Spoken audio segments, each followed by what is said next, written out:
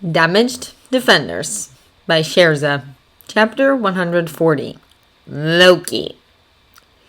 He could, Loki thought, truly enjoy Japan. The country had a sense of history to it that the United States lacked. Not nearly the sort of history Asgard or any of the other realms had to them, of course, but then Loki didn't think anywhere on Earth had that sort of feel to it. Yet. And Tokyo, at least, possessed a level of sheer chaos that eclipsed even that which Loki had been witness to in New York City. For someone who enjoyed a spot of mischief now and again, the sheer levels of mayhem here were heady stuff indeed. But today was for mischief of a different sort, because Loki had an overly arrogant ego to deflate. Loki had spent a goodly amount of time on the internet, and reading actual books, researching Japan. Having been warned about Shirou and his beliefs, it had been necessary. A thorough knowledge both of the society Shirou had grown up in and the one he espoused that Japan returned to was necessary in order to effect said ego deflation. Interestingly, and also fortunately, Japan's social customs bore a not insignificant similarity to life at court. There was an awareness of one's place in the hierarchy, a desire to climb to a better spot in said hierarchy, and an intricate layered system of interactions possible between individuals, whether of similar status or differing statuses. There was even a strong belief in honor and family, even if the details weren't the same. Better still, the Japanese language was structured in such a way that Loki, with his ability to use words as weapons, wouldn't even really have to work to find a way to layer meanings into what he was saying. Loki had spent some time on YouTube listening to people speaking in Japanese in order to be sure all speak picked up on all the nuances. He hadn't known it to fail before now, but it was always wise to make sure. Loki had played briefly with the idea of assuming the appearance of someone of Japanese descent while interacting with Shirou, but had eventually decided against it. For one thing, if Loki was successful in fooling Shirou into believing he was a native of Japan, it would significantly alter Shirou's actions and responses. In that, Shirou would likely not display the behavior that was irritating Charles. Secondly, there was the fact that Shirou was, sooner rather than later, going to have to learn to deal with non-Japanese in a non-insulting manner. He, as a powerful mutant, could get away with that sort of nonsense with baseline humans with little to no worry regarding repercussions. That would not remain the case with other residents of the Nine.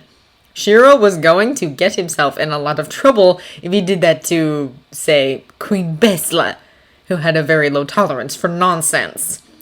Or Norns for Fend, King Salar, or any elf come to that. Last but not least, there was the fact that if Shirou discovered the ruse, it was entirely possible it would permanently damage future relations with the man. Japan, unlike Canada, who had been content to let the Avengers cross their borders and land their jets somewhere other than an international airport, required them to land at an airport and go through customs, which was a lengthy and somewhat trying process. Though thankfully neither Loki nor Thor were expected to produce a passport or similar.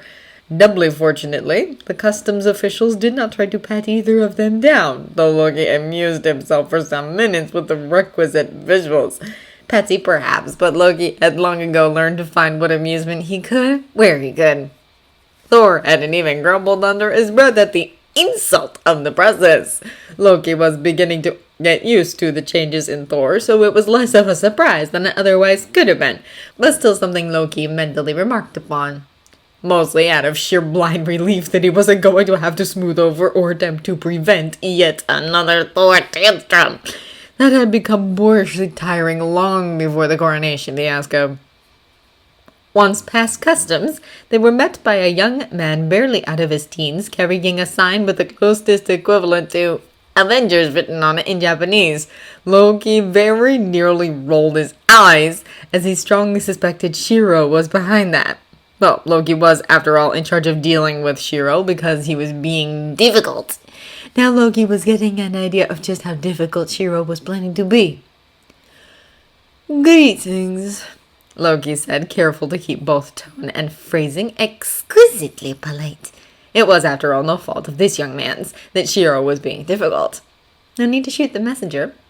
"We are the Avengers. I am Prince Loki." Loki had opted to, and warned the gang, use his and Thor's royal titles because Loki was going to ensure Shirou knew exactly where he stood in the pecking order. In other words, not at the top, where Shirou presumed he would naturally be thanks to being of superior Japanese stock. Loki was going to do that in a way that Shirou wouldn't find insult with, by being faultlessly correct and polite with everyone in Shirou's hearing or not, but taking advantage of the Japanese language's structure to be both painfully formal and use the still correct and polite lowest forms of address with Shirou himself. Loki went on to introduce the rest of the gang. The young man seemed a bit overwhelmed to be in such prestigious company, not to mention being a bit startled to hear flawless Japanese from someone who wasn't even native to Midgard. Norns bless all speak. Nevertheless, the young man performed the proper greetings and then escorted them to their transportation. From the airport, they headed west and up to a large facility that Loki learned was named Komazawa Olympic Park. A brief aside with Tony netted Loki the information that the facility had been built roughly 50 years prior for the Olympics, and what the Olympics were, then put into use for the general public thereafter. Loki was willing to admit that using this place to train was a brilliant move for someone who didn't have the resources that the Avengers or X-Men did. Certainly, the Alpha Flight group was not nearly so fortunate, having to do their training in abandoned factories and warehouses in foul weather or outdoors when the weather cooperated. Though that state of affairs probably wasn't going to last long, now that all of Midgard knew of the coming threat. The countries led by people who had even a shred of intelligence or pragmatism would do what they could to aid the coming fight, including providing training facilities where necessary. Canada did seem to be one of the sensible countries, so Loki had little doubt that Alpha Flight would have access to better facilities in short order. They were taken to one of the roofed structures in the large compound, met outside by yet another very young man, barely out of his teens. Loki greeted the new young man identically to how he greeted the first and introduced everyone yet again. Greetings exchanged, they were led into the building, which proved to be a hard-floored stadium with a lot of seating. Shirou was waiting for them with two other Japanese men who were per Charles by way of Shirou's incredibly grudgingly given progress reports, the entirety of the Japanese team.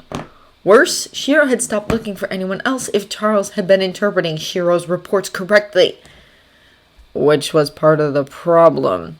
Shirou might have a very powerful mutation and Japan might be relatively small, but it simply wasn't possible for 3 men to protect the entire country under any circumstances, never mind during an alien invasion that was conservatively guessed to have an army numbering in the hundreds of millions.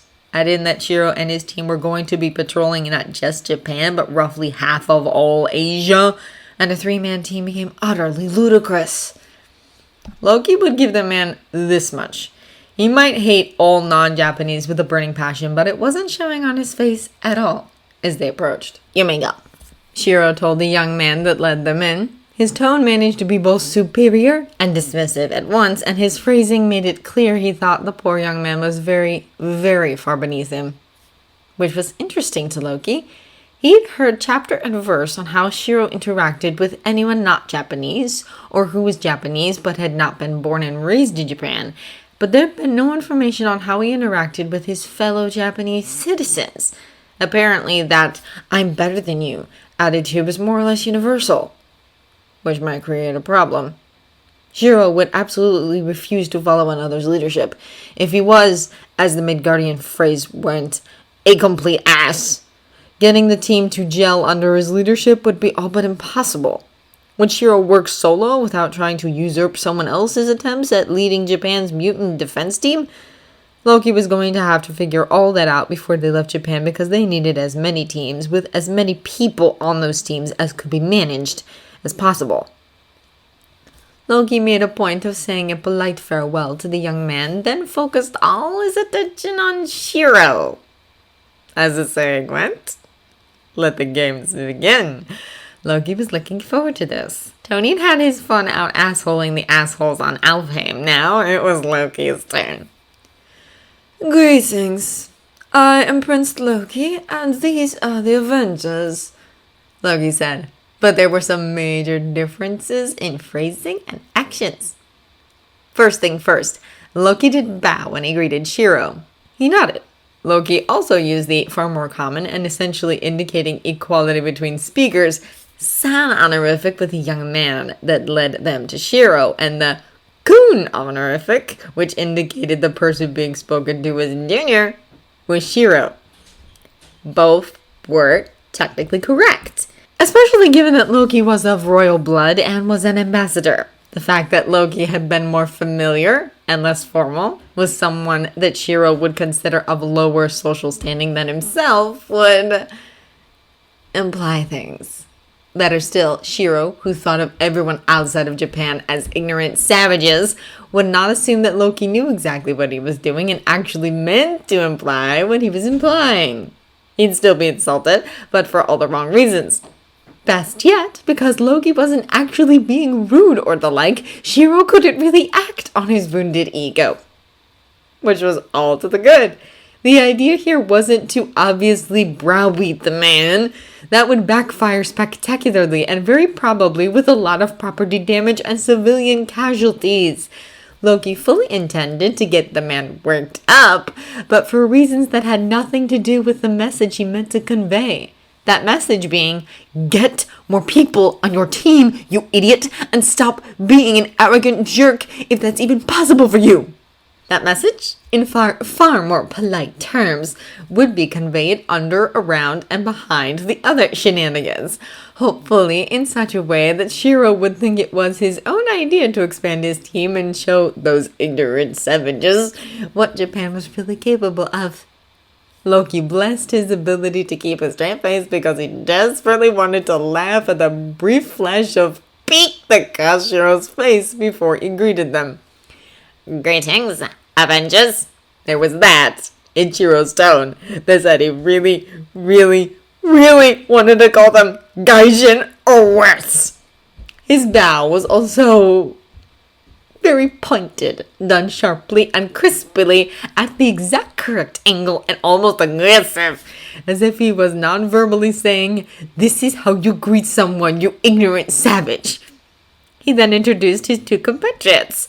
For a wonder, his tone during said introduction was respectful. Evidently, the man had found two people whom he deemed worthy of his acknowledgement, time, and effort. Accommodations have been obtained for your team in one of the buildings originally used to house the Olympians during the events this facility was built for, Shirou said, his tone steady and superior. It is to be hoped that you will be willing to take advantage of all that Japan has to offer. Loki gave a mental laugh at that last bit, mostly because he could hear the quotes around it. Shirou was obviously parroting something he'd been told to say.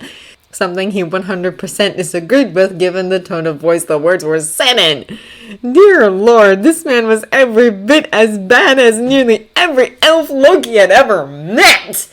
He hadn't quite been expecting that. He'd expected bad, of course, but not elf bad. Mostly because the elves had made it a species-wide specialty to be snooty, snotty, superior, arrogant jerks. I'm sure the rooms will be sufficient, Loki told him, twisting words and tone to indicate that the rooms would in fact be sufficient, but that them being so would have had nothing to do with Shirou himself.